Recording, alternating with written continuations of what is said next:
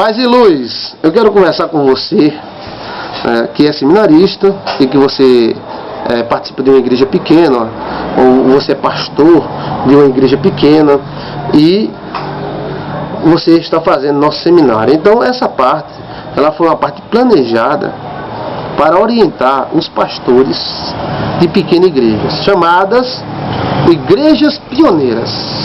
As igrejas pioneiras são aquelas igrejas que elas foram fundadas por um pastor e elas têm ali seus 100 membros, 80, tem algumas que têm até menos, 50, né? Outros têm 200 e assim são variados tamanhos.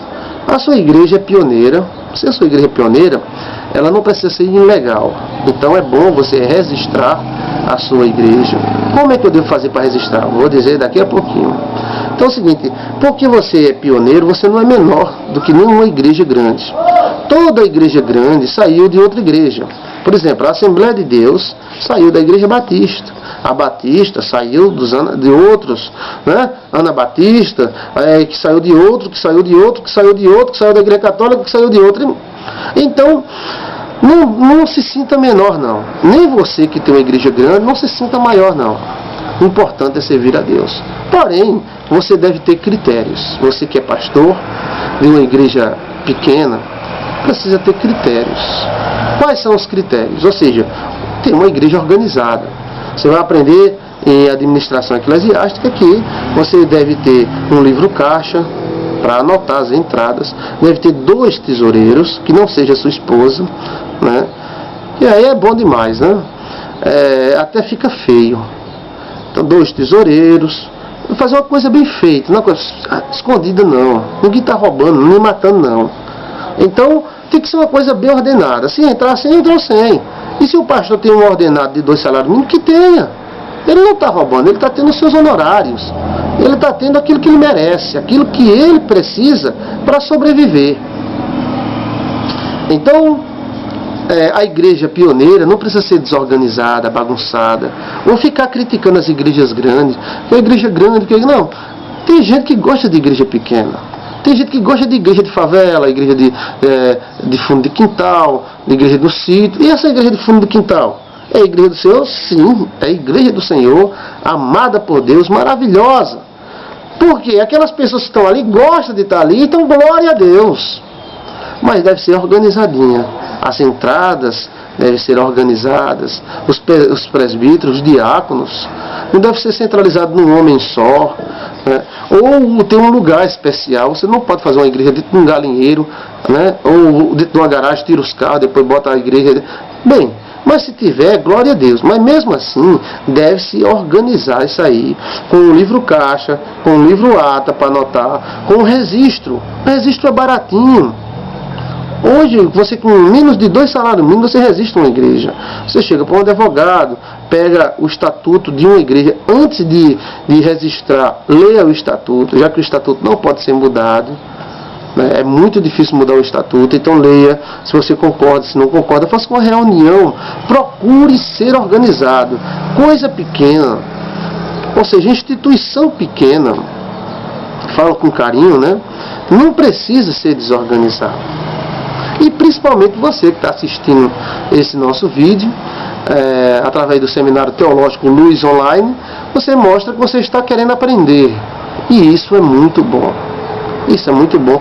Pelo fato de você ter uma igreja pequena, não quer dizer que você seja um leigo, uma pessoa que não sabe de nada. Ao contrário, você tem que mostrar moral espiritual.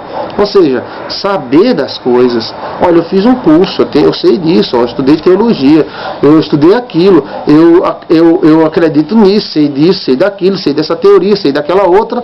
Olha só que beleza. A igreja organizadinha, com filtro, com copo descartável, não é aquele copo sebento, para todo mundo beber num copo só. Coisas, detalhezinhos, os bancos bem limpinhos, sem poeira. Né? Uma passadeira, um púlpito bem elaborado, algo bonito. Aí, meu irmão, sua igreja pode ter 20 pessoas, mas é uma bênção. Pode louvar a Deus batendo palma, pulando, marchando. Temos a liberdade de querer fazer, né, da forma que Deus coloca no nosso coração, desde que não se torne heresia. Fique à vontade, mas faça coisa bem organizadinha. vamos mostrar para você uma igreja mais ou menos de 100 pessoas, e esta igreja você vai ver mais ou menos como é a organização, para você imitar, para você fazer até melhor do que essa igreja, né? O que é bom deve ser aprendido, o que é bom deve ser imitado, o que é ruim não, mas o que é bom sim. Então imitar o que é bom é algo benéfico. Você tem uma igreja pequena, você não fica com síndrome de inferioridade. Quando tiver a reunião dos pastores da sua cidade, vá. Você não é um pastor. Outra coisa, a questão da unção. A unção do pastor é muito importante. A unção, ele deve ter um registro no livro Ata. Você deve ver isso em administração eclesiástica. E deve ser feito por outros pastores. Vários que eu digo é 2, 3, ou até mais, 10. Eu já fiz ordenação de 3 pastores com 15 pastores. E esses 15 têm que assinar. Porque, por exemplo, você tem uma igreja, a igreja pentecostal, maravilha de Deus. Não sei se tem essa igreja, né? Mas se tiver, glória a Deus, que o nome é lindo, né? Então, eu estou dizendo isso sem saber se existe no Brasil essa igreja. Mas vamos dizer, igreja tal, igreja pentecostal. Então, foi ungido aonde? Meu tio veio de São Paulo e ungiu. Eu estava no quintal, assim, ele pegou o óleo, danou na minha cabeça e eu fiquei ungido. É uma coisa muito chula, é muito simples. Não, mas o Espírito Santo tal, não é criticando ninguém, preste atenção. Como professor, eu estou querendo incentivar algo melhor.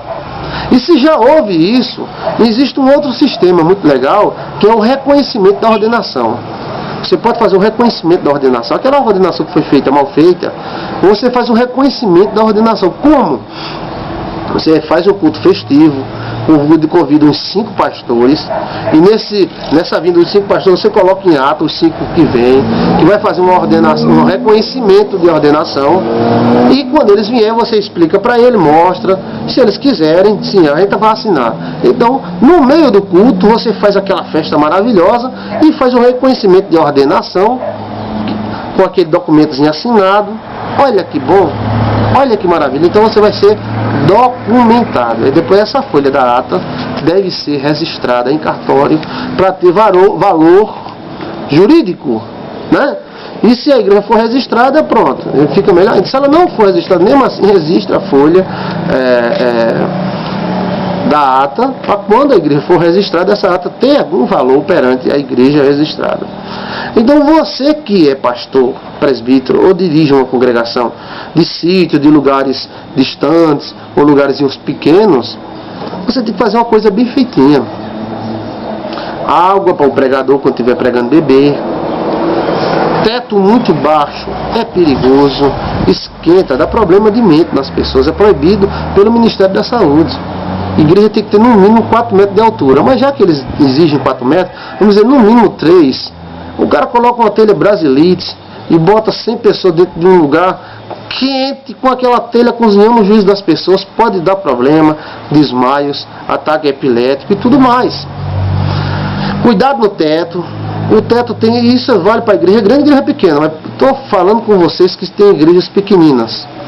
Cuidado com o teto, veja se o teto está enferrujado, se for de ferro, veja se está com bicho, se for de madeira. Preste atenção, quantos já morreram o teto da igreja caindo em cima? Mas o Senhor guarda. E por que não guardou a da Universal? Por que não guardou a da Renascer? Existem leis nesse mundo e essas leis têm que ser cumpridas. Então qual é a lei? É o ministro ir lá olhar. Mas eu botei um gesso, pastor, tão bonito, certo? Então de 6 em 6 meses quebre uma laje desse gesso.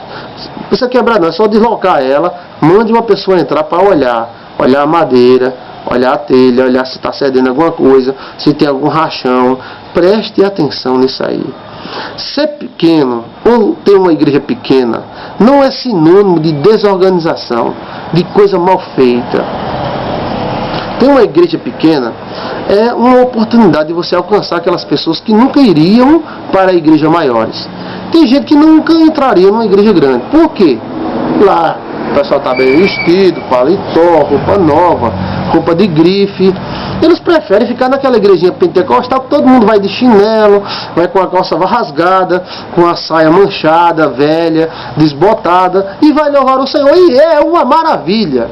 Eu nunca fui contra igreja pequena, sou extremamente a favor. Tomara que surja milhares delas, pequenininhas, cada um com um pastor diferente. Não, meu irmão, mas aquela igreja não faz parte de nenhuma convenção. Convenção que mais tem nesse mundo. Cuidado com convenção também. Vamos falar sobre isso. Mas convenção é a coisa que mais tem nesse mundo, para se filiar, sair, entrar em outra convenção. Então faça coisa bem organizadazinha.